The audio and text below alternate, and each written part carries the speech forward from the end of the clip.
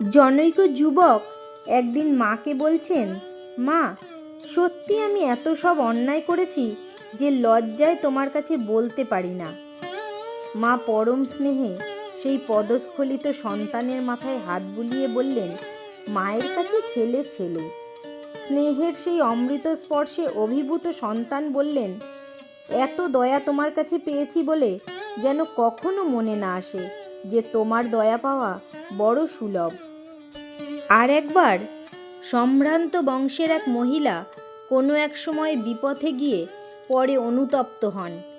উদ্বোধনে মায়ের বাড়িতে এসে মায়ের কাছে নিজের সব অন্যায়ের কথা নিবেদন করে তিনি কাঁদতে কাঁদতে বলেন, মা, আমার উপায় কি হবে? আমি আপনার কাছে এই পবিত্র মন্দিরে প্রবেশ করার যোগ্যা নই। শ্রীমা মহিলাটির গলা জড়িয়ে ধরে বললেন, এসো মা, ঘরে এসো।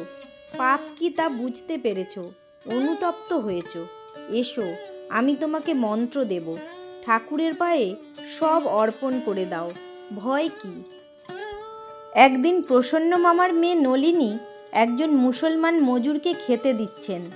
পরিবেশনের সময় উঠোন থেকে ছুঁড়ে ছুঁড়ে খেতে দিচ্ছেন। হঠাৎ তার এই ব্যবহার শ্রীমায়ের নজরে এলো। মা দেখেই বললেন, ও কিরে, ওভাবে খেতে দেয় নাকি? মা নলিনীদির কাছ থেকে থালা নিয়ে নিজের হাতে পরিবেশন করলেন। তারপর যখন এঁটো পরিষ্কার করে গোবর জল ছড়া দিচ্ছেন, এমন সময় নলিনীদি বললেন, পিসিমা, তোমার জাত যাবে যে।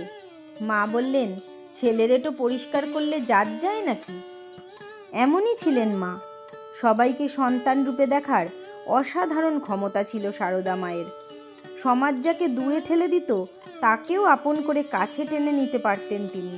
তিনি বলতেন, আমি সতেরও মা, অসতেরও মা, আমি সত্যিকারের মা, গুরুপত্নী নয়, পাতানো মা নয়, কথার কথা মা নয়, সত্য জননী।